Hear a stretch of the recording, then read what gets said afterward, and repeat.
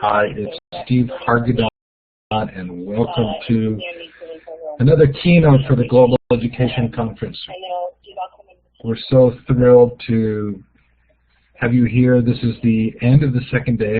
I guess it's the end of the second day if you're in the Americas. But we are finishing up just a really fun day. This is our final keynote of day 2, Tuesday. And Bron, thanks for being here. We're waiting for Sasha and hope that he will arrive quickly. A huge thanks to BrainPop. I think this is the biggest logo we have in the whole thing, so Allison, you should be happy. Thanks to BrainPop for supporting this particular strand, the gaming strand, game-based learning and game design. Thanks to our other sponsors of the conference. This has been a terrific year. We're delighted to have so much support and so many enthusiastic supporters. This is a chance for you to let us know where you're participating from. Look for the star to the left of the map. Click on it twice and click on the map. I'm not where I normally am. I am in Washington, D.C. for the week, which has been really fun. Fun to realize how this can be done from anywhere in the world.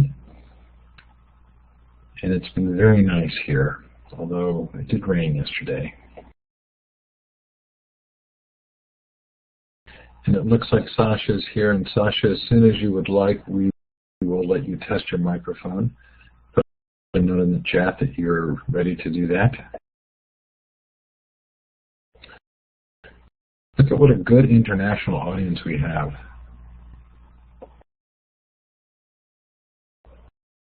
Can you hear me now? Turn on the right. Can you hear me now? Yes, there you are. You are loud and clear. Great. Well, we're going to move forward without any other interruption, just so the two of you can get started.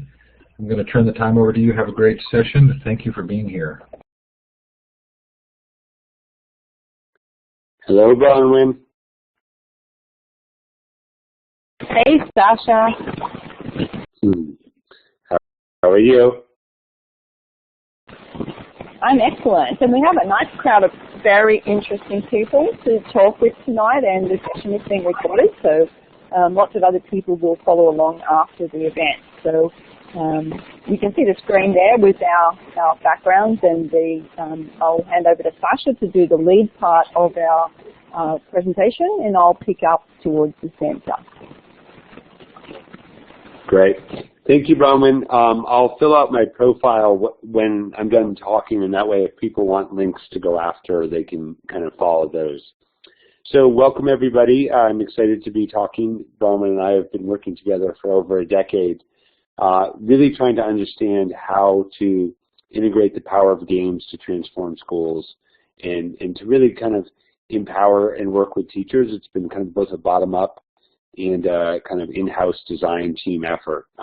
So I don't know if anybody here has been part of those teacher communities that helped us evolve our thinking, but we're excited to be here. So and today what I want to talk a little bit about is about that work, and really have Bronwyn talk about how she's been collaborating with teachers to build the vision. And then as we get to the end of it, I'm going to talk a little bit more about how we're thinking about the project now as we've evolved into a new engine, in part housed at Arizona State University, where the president has given me support with Jim G. and Ellen Gershenfeld to start a Center for Games and Impact. And I'll talk a little bit about how our thesis of how games to curate out impact has changed and evolved over the year in particular. So is that good? Can people hear me okay?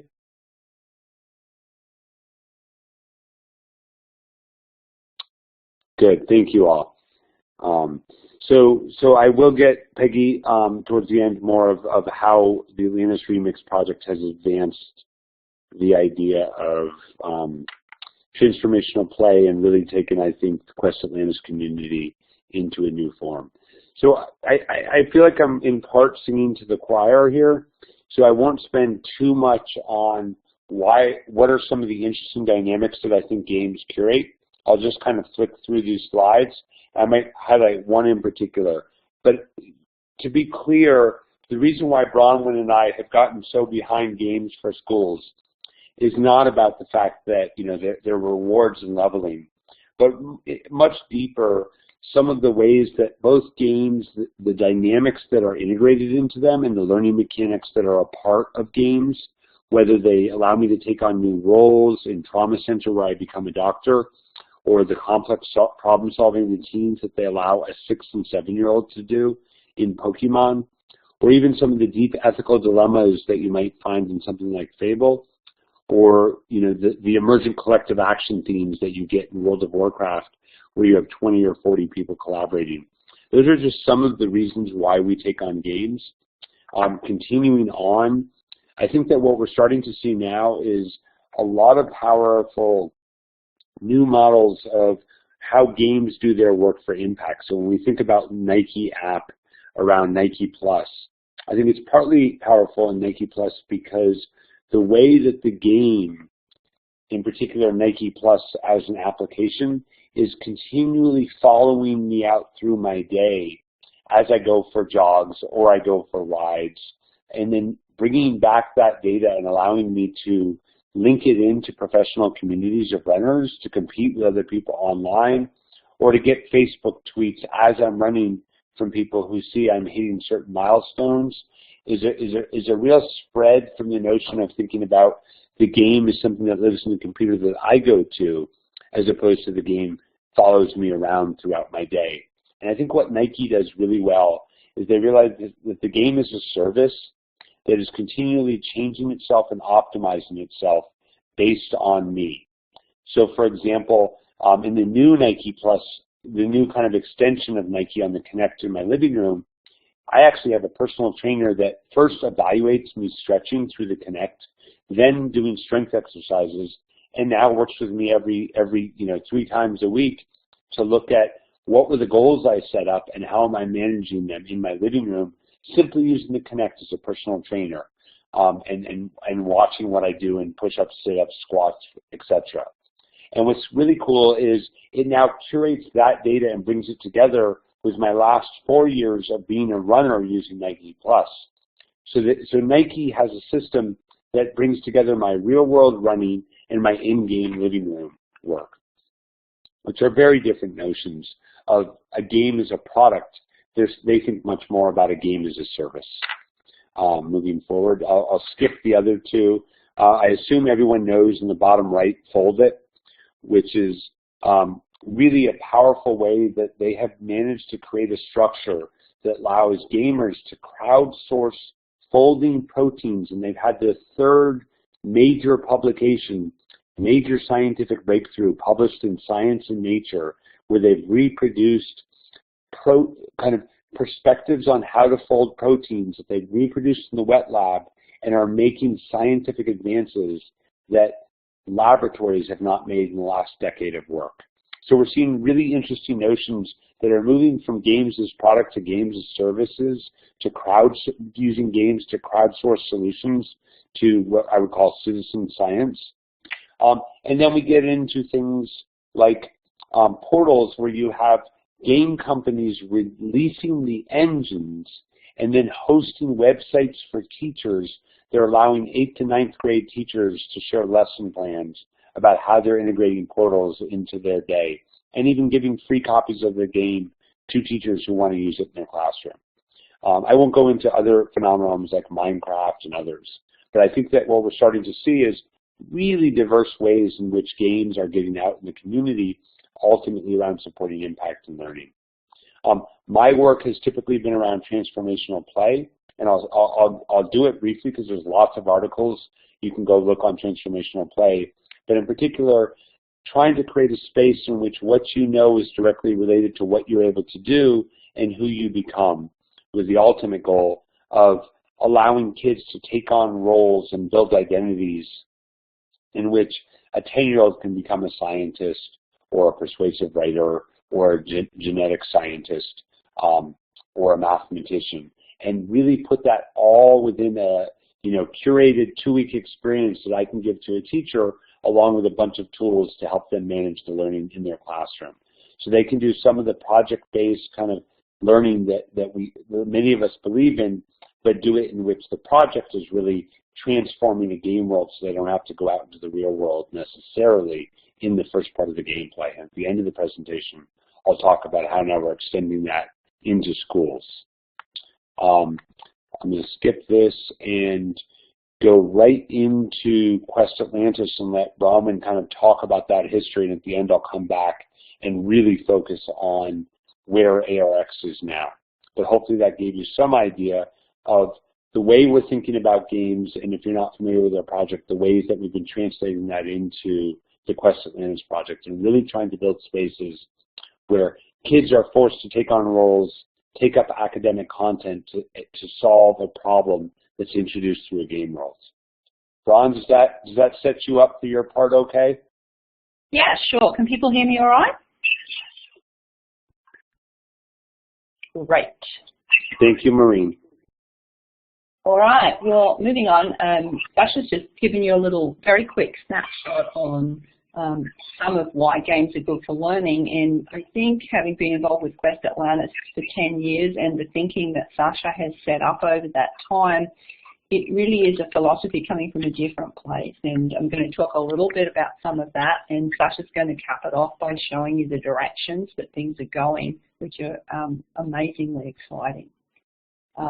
So moving on, just in case you hadn't caught up on what Quest Atlantis itself is, this just gives you an idea of the current version that's available, Quest Atlantis, and you will see the name associated with it, ARX, or Atlantis Remixed, and that's the new game and the new evolution of the program. So it's an ongoing story as the project moved from Indiana University with Sasha to Arizona State, and that's been a big step in becoming an even stronger program. But you can see there the mention of the number of users, and we're in very many countries around the world, in lots of different programs, whether those be mainstream classrooms, gifted programs,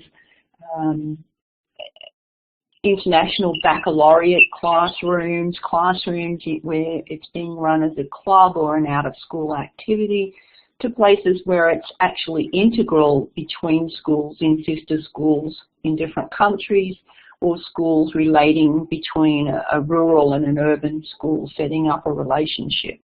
And Bronwyn, so, I was just with, just not to cut in, but I was just with Adam, and this was 25,000 users who had done a certain amount of work.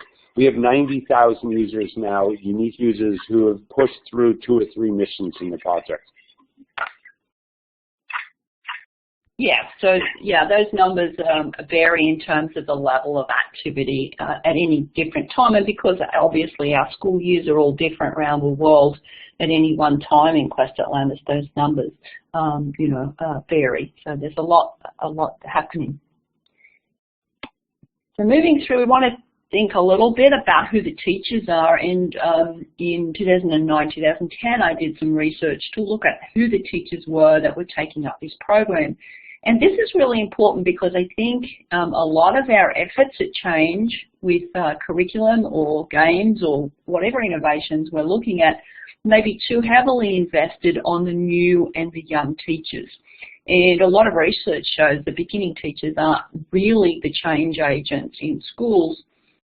And my research actually ties in with some of the CUNY research, and I'll tell you a little bit about that later, about who the sweet spot is in trying to invest change or get change happening in your school.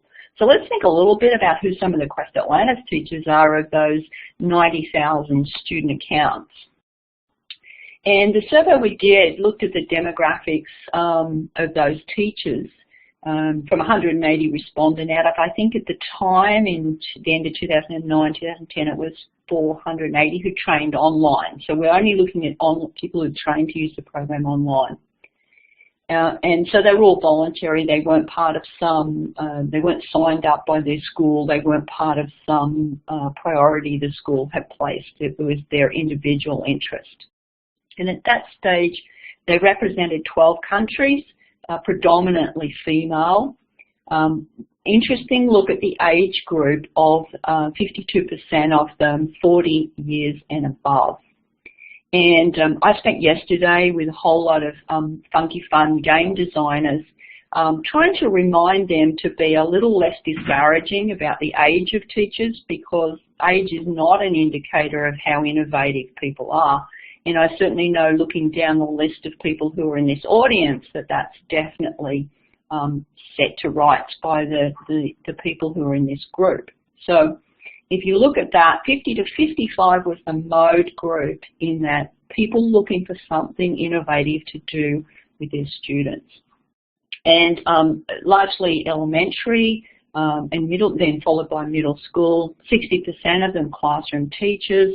But the more interesting figure there is something that I'm following up in some personal research in other arenas is, while they described being across 0 to 35 years as teachers, as educators, the mode was 0 to 5. And that's a really interesting fact, because those same people described themselves as mature practitioners, even though they had been teaching 0 to 5 years. And in doing interviews with those people, we discovered that quite a few, or a large number of them, were second career teachers. And quite recently, in another group of teachers related to Quest Atlantis, I asked them how many were second career teachers, and something like 50 to 60% of the people in the group were in their second career as an educator. And that's a really interesting thing. We don't have any understanding exactly what that's telling us, but at the moment it looks like people who come from other careers may actually bring with them an attitude to risk-taking and innovation that's stronger than people who are inculcated in the teaching profession or career educators. But that's something we still have to learn a lot about. So that's who they are. They're not all young. They're not all in the first flush of their educational practice, but they're all looking for something new, and something not just to be new, but to excite students, because they know they're not all of our students are switched on to learning. They all, 58% describe themselves as mature practitioners. And I won't spend a lot of time on that slide. 13% leaders. And teachers have they're always very reticent to describe themselves as experts, so it's not surprising that only 20% of them would have described themselves as an expert in any way. They were very connected, and that's a very interesting point. They were connected by networks and communities and tools that they shared. A high percentage of them felt they were connected educators. And interestingly enough, we had this research has a whole series of questions that we asked and what we found out from people. But interestingly, people talked about how using the Quest Atlantis program caused them to reflect on themselves as a learner or themselves as an educator. And there was a lot of really deep comment about people really realizing the change in their role when they brought programs like Quest Atlantis, Atlantis Remixed, into their schools. And you can see some of those juicy quotes there on screen. And because it really does change what you're doing as teachers engage in Quest Atlantis. They're learning about horizontal learning. They're playing along with their students. The hierarchy of the classroom isn't lived out in the game space. As students are learning, they're teaching their teachers. And so the role of the teacher really is demonstrably changing by their engagement in the space. So there are lots of issues there that teachers reflected on after they'd been in the program for some time.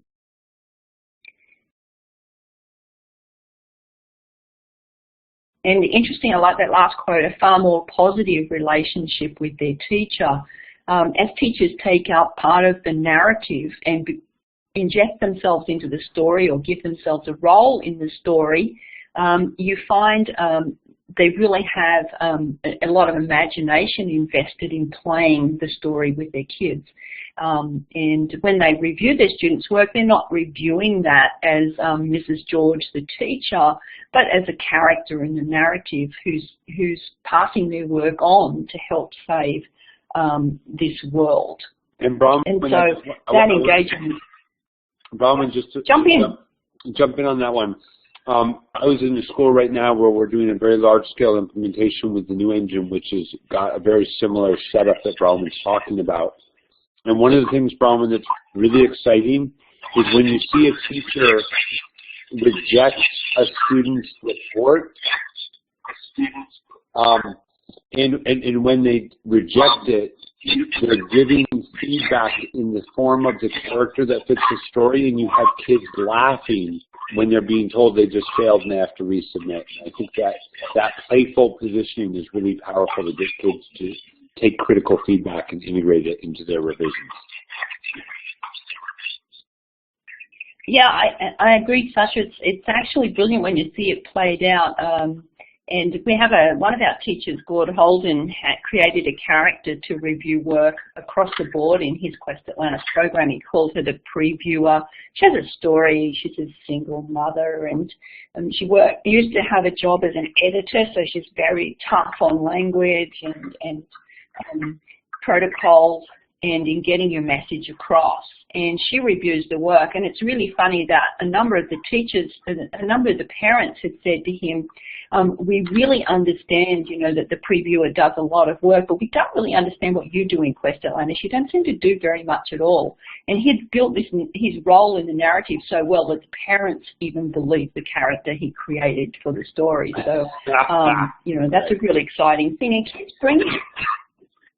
kids bring their work to the teacher and say, hey, look, the previewer said this about my work. Do you agree? And now they're seeking the counsel of their teacher, not seeing the teacher as the police on their work. And I think that's really a fascinating role. So there's a lot of really interesting stuff happens around this rich narrative.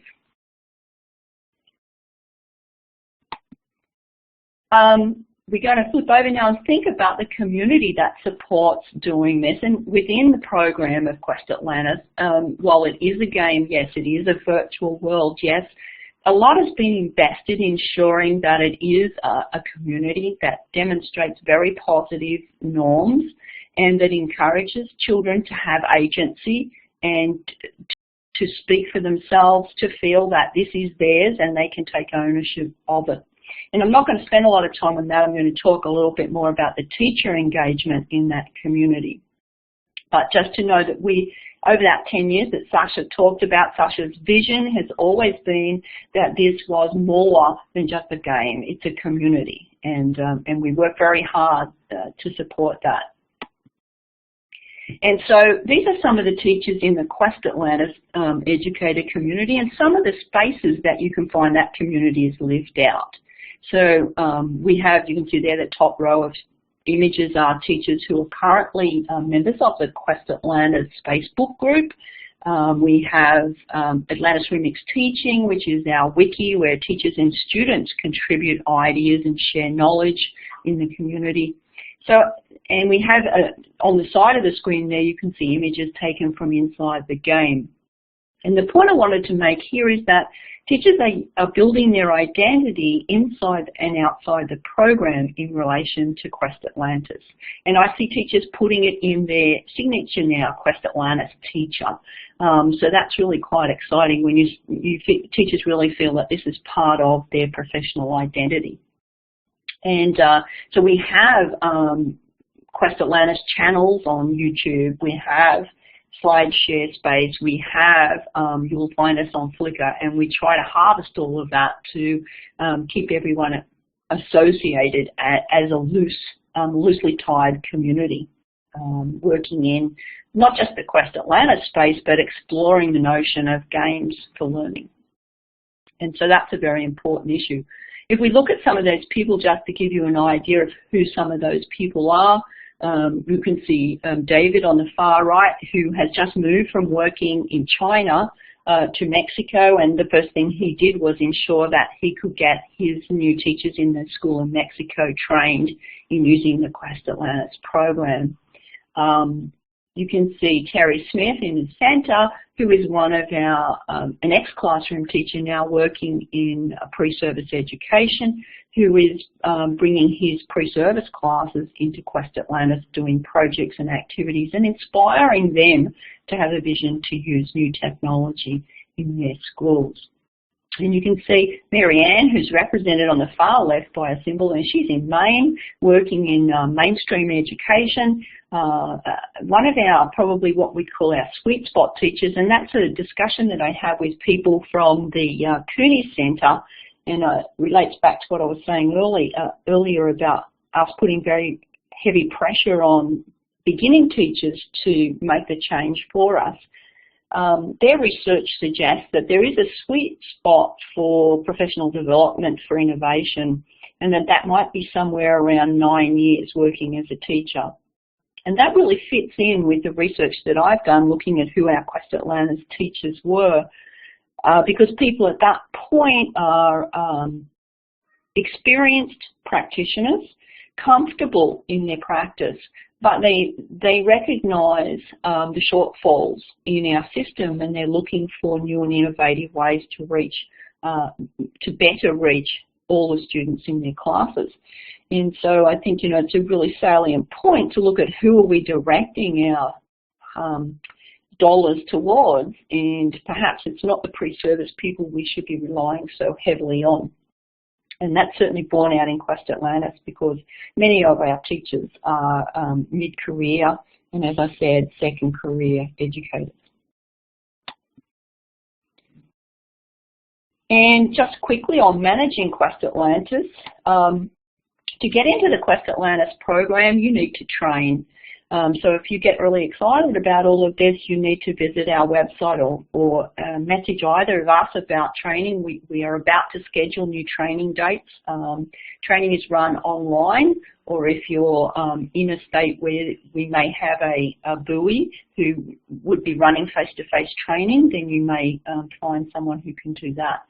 And then we have facilitators and buoys around the world. So it's a distributed leadership system right across the globe, hopefully more and more, and in more and more countries. And that professional development is run both online in the game, so we've designed missions for you to do in the game that are exemplar of the kind of missions the kids do. And so the game elements have been put into the teacher professional development, because we don't want you to just learn about games, we want you to learn in a game. And that's a very important point. The rest of the professional development is done in 2 live sessions where you get to meet mentor teachers and hear about how other people might be using the program in their teaching and become part of a cohort. And the fonts have messed around in on this. And this is part of where Sasha's vision is taking that teacher community, in that we're looking at building out professional learning as a social network in a reward-based affinity space, so where people will be working on challenges, earning badges, leveling up as a professional educator in using games in learning. And Quest Atlantis or ARX being the first one of those. Now, apologies there, Sasha, the fonts are kind of messed around here, I think, in this. No worries. PowerPoint. So I'm handing back to you now to take us through to what supporting that sustainable impact looks like and what the future of Quest Atlantis Remixed is. And Bron, did you drop out the Common Core, or is that slides in here? Those are there. No, they're there. Okay. Good. Let me go through them a little bit then. And then, Bron, one quick question: if I go to if I click on the web tour, does that mean they'll see a website that I'm showing, or not really?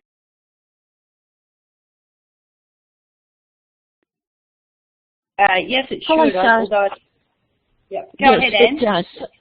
Yes, sorry, Sasha. Yes, it does. So if you click on the web tour, key in your address, start sharing, it should work. Okay. I want to get there to show you a couple of things if it works out. So here's an example of, some of you might have done Tycho or seen the old water quality game in which, if I jump back to it, the basic gist, let me just see if I can jump back to the slide pretty quickly.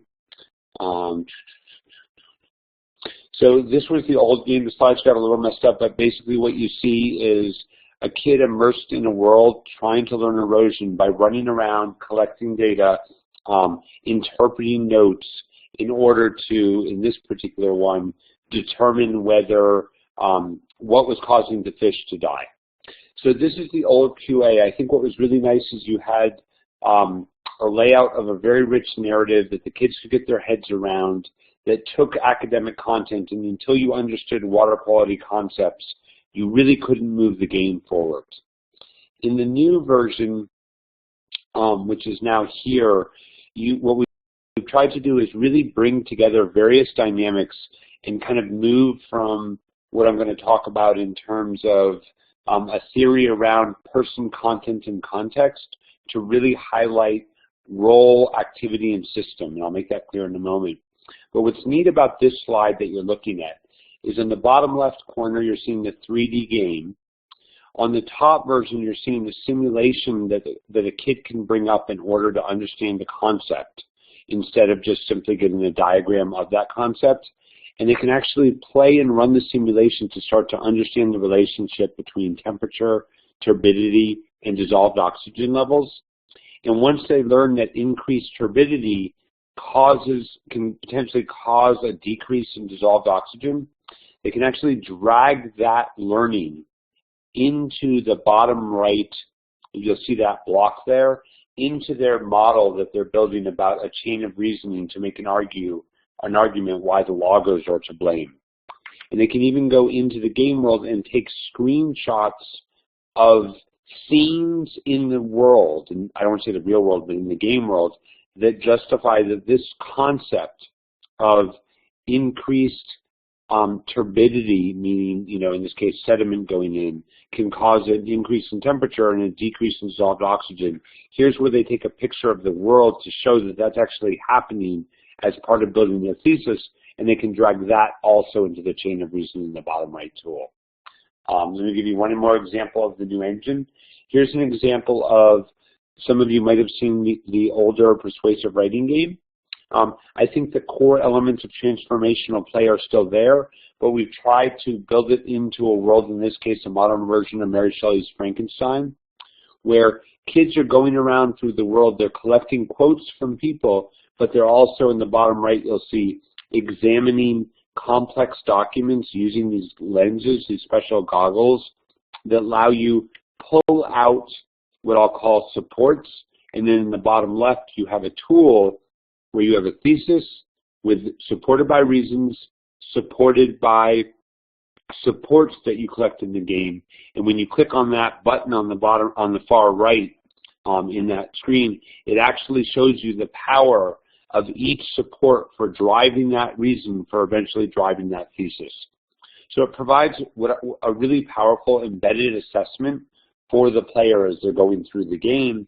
And once they get that embedded assessment tool up to a certain level, they can then upload their game content. When we're building our games, even one as complex as either of those two, we try to really communicate to the teacher what are the things that the game is trying to support versus what are the things that you're trying to support as a teacher, and really make that clear for the teacher. So on the right side, in the far right column, you see these are the common core standards and the elements of that standard, writing arguments to support claims with clear reasons and evidence. And then you're seeing a map of what parts are game contextualized, game supported, game evaluated, versus teacher evaluated versus teacher instructed. So really trying to understand the ecosystem which these games are being used and make it clear what's expected of the game and what's expected of the teacher. And then if we had more space, I would talk about what's expected of the peer collaboration. Here's an example of the kinds of data that teachers are gaining as the kids are going through the space. So they're seeing up to the minute data of what kids are doing. I'm going to try to really quickly show you an example of that live. Let's see if this works. Are people following me so far?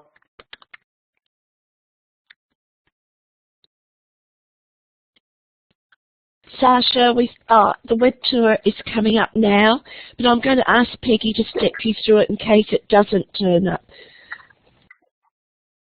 Okay, so let's see if you see this. Can you see what's in front of you there?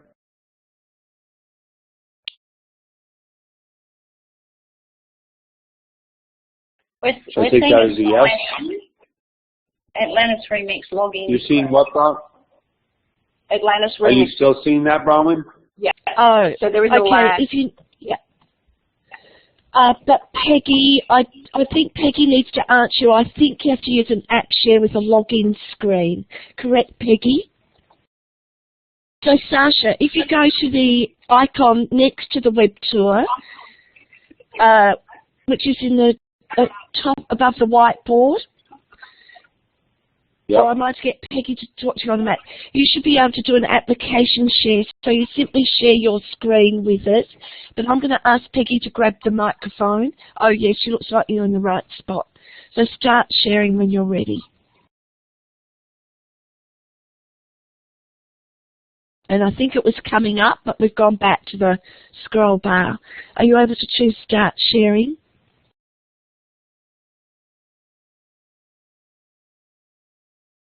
While Sasha's doing that, we've just had a few questions about it. Seems like there's a lot of science in Quest Atlantis. And yes, that is true. We focused on showing you science content, but the curriculum is built across several different areas. One of our strongest is a persuasive writing unit, which has just been launched in the new version as the Doctor's Cure.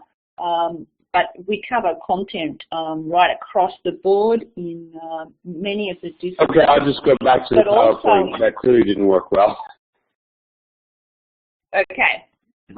Bron, so can you hear me? Yes, we can hear you.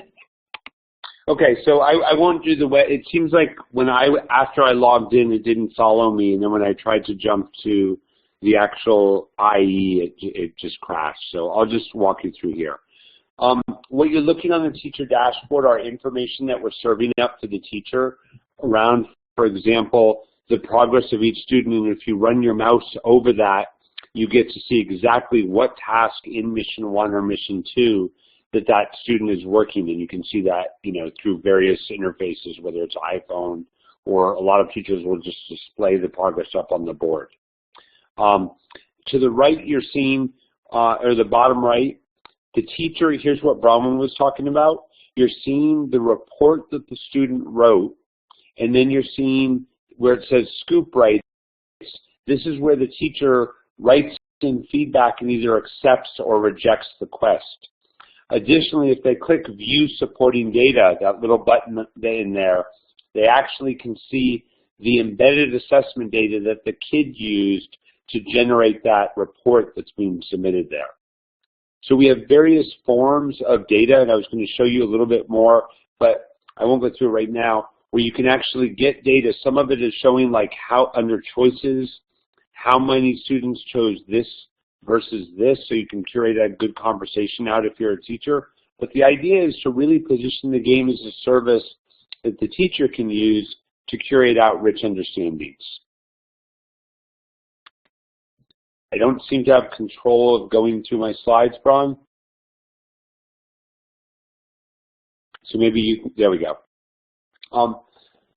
But ultimately what we're trying to do is help not just the game be a service for teachers to manage their classroom, but the game being a service for kids engaging the world.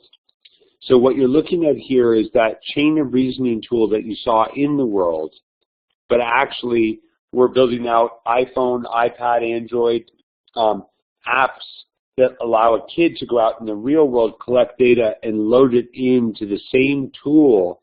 And then we're going to be having places for the class to crowdsource scores. Because in the game world, I can score each piece of evidence, But in the real world, we have to have crowdsourcing. So that's an example of how we're doing that with the chain of reasoning tool. Here's an example of the persuasive argument tool, again, where you can load it out into the world. In response to your question right now, we just are doing our first, over 1,000 kid implementation of the Atlantis Remix on a PC or a Mac. We have not yet made the port to an iPad or Xboxes.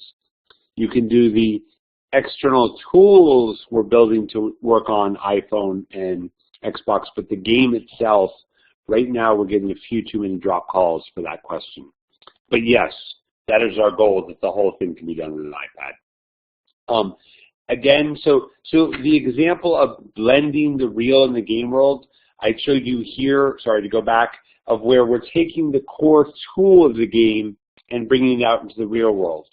We also, Bronwyn alluded to the fact of in this slide, here's all the requirements, all the conceptual change, all the challenge that teachers need to engage to use these kind of methodologies. On the bottom right, you're seeing a teacher professional development unit. But then what we want is the teachers to be able to take those ideas and share with each other how they're implementing them in the real world, which is why we're using that badges interface that Bronwyn talked about. And I won't go through that in a deep level. And I think there's one slide missing, but the ultimate goal is that we're thinking about games as a service that needs to be continually optimized in the world so that the experience is not a 2-week experience that I did in my class in February, but that I'm expected to be a good persuasive writer the following year in August. But we really want the game to follow the kid like the Nike app follows you when you run, for example. We also are thinking about we're working with the idea that games are invitations, not they're not telling you what's right, but they're trying to invite you into your own taking up of the academic content and applying it to a purpose. And then finally, the last part of that slide was going to be this idea that we're thinking less about inputs, outputs. It's very easy now for me to develop a game and to show you that I have learning gains because I can maximize that output in the game. What we really care about are outcomes where kids are taking up the ideas and using them beyond the game or beyond a test administered right after the game. So for example, when we think about schools, they've been heavily optimized to really bring about the output, at least in the US, of doing well in a multiple choice test, but essentially to a detriment of the outcome that many of us as teachers care about, which is that kids will take these concepts up. And what we're trying to do now, when you think about games as a service, it's really because we want to optimize them to bring about outcomes, not outputs. And we want to optimize our tools to help teachers bring about, again, outcomes. Like Bron was saying, transformations in their teaching, not simply administering a unit that we give them. So hopefully that gives you some idea of where we're going and how we're thinking about games and what I would argue the broader challenge of optimizing ecosystems of implementation for outcomes. And the final note I'll say, Bron, on my side, is I used to approach this with just really good learning sciences, and that's where the argument of transformational play came from. Now I'm worried just as much about what I'll call implementation sciences, which is really understanding how the game fits in an ecosystem where it's going to be used, and what I'll call impact sciences, which is looking beyond the outputs of a pre-post test. And Sasha, I think that's a brilliant point, that ecosystem, because a lot of game designers, and I heard this yesterday at a meeting that I was at, consider that all they need to do is get their game into a school and it'll be fantastic. And they leave out the teacher impact on that. And there's a nice expression here from a researcher here in Australia that it's not the invention that makes the difference. It's how teachers reinvent it in the classroom. And you and I know, when really professional teachers take something like Quest Atlantis into their school, it's fantastic. It really is the top end of what's possible. And so, the teachers need to learn how to do that. I agree, Bron, and I think as now I'm working with some really high-level game designers, they think about what they call a community manager upon release, and they see that the creative idea is not the same thing as execution, and certainly not the same thing as ongoing system optimization, where you have people in the field really empowering users to build mods, to communicate with each other, and to take up the system over time, and then optimizing in-game stuff to better leverage that system and support that system in reinventing. Great point. And I think additional to that, we need to mention and give some kudos to members of the team, but one of those people I'd like to give some praise to is Janice Watson, who's worked for the program for a number of years, who's developed curriculum resources that support all of this current activity and the new ARX developments in giving you loads and loads of resources to really build this out in your classroom. And Janice is exemplary in terms of being able to offer loads of extension ideas, resources, graphic organizers, all the things that will really help you make this an integrated part of your curriculum. Because let's face it, nobody's got time to do this on top of the curriculum. It has to take the place or, be the new way forward, not something you're doing in addition. And Janice's work has just been brilliant, and a lot of, I know, the teachers in the community would ask me to offer that praise to her for the brilliant work she's done. Questions? So, questions. I've tried to answer some questions in the chat as things have gone on. If you would like to join us in Quest Atlantis, you just need to jump on the Educator tab, download the program, get yourself an account initially, because you can join in the first mission independently, and then when you're ready, sign up to do some professional development. And Maureen, absolutely no question that the game designers that I'm working with they think very deeply about how you engineer and work with schools to create ecosystems that are responsive to continually optimizing the games to have impact in the schools. So the game developers that I'm working with are literally talking to the principals and superintendents about how are kids right now positioned to give data back to your school about the effectiveness of the teaching. Because we can't know the power of what we're bringing into these games into your school unless that data is coming back to us. And it was shocking, like the principal never thought about that. They never thought about having ways that kids, students, would be giving feedback that allowed us to optimize the system and the curriculum coming through the system. I don't know if that answers your question, Maureen. Sasha, a lot of question about how soon iPad in the trajectory. When do you envisage? People are going to get to play the new versions, but how soon will it be mobile? I think that's the big one everyone's hanging out for. Bron, I think that at some level, the more that I'm hearing that request, the higher it comes up. So on one level, I'd like to say we really want to make sure that Taiga and persuasive writing are really working well in schools, and we know that before. But I could actually try to put Bron sometime on the next 3 weeks just to trial to see how close we are. So I don't know. It wasn't slated until February of next year for the iPad. We wanted to get these other things out and get the iPad tool working before we got the game working on iPads. But I could give it a try. It might be an easier jump than we think. Cool. And you might have missed the comment from Jeff Duggan in the chat about because he's a Quest Atlantis teacher, how much he loves the visual and the game mechanic of the new version. What does Jeff teach?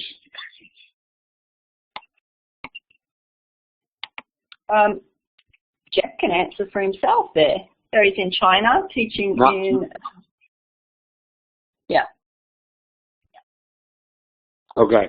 Jeff, I can work with Bron, and if you want to try the new persuasive writing unit, I feel very confident about putting that in front of large numbers of kids and it working well. So we can talk about that. You can send it to Bron, and I can work with her at making sure she can make that happen.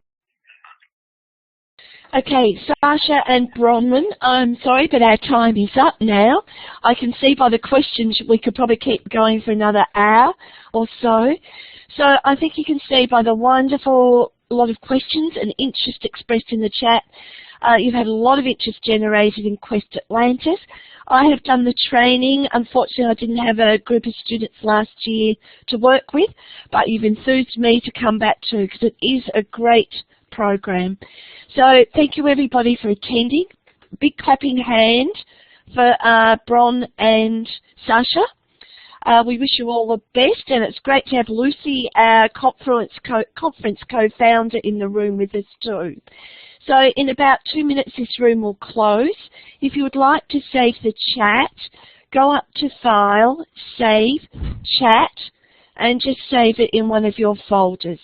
So please choose another session to go through. There's some wonderful webinars being offered over the next 3 days still. So thanks again.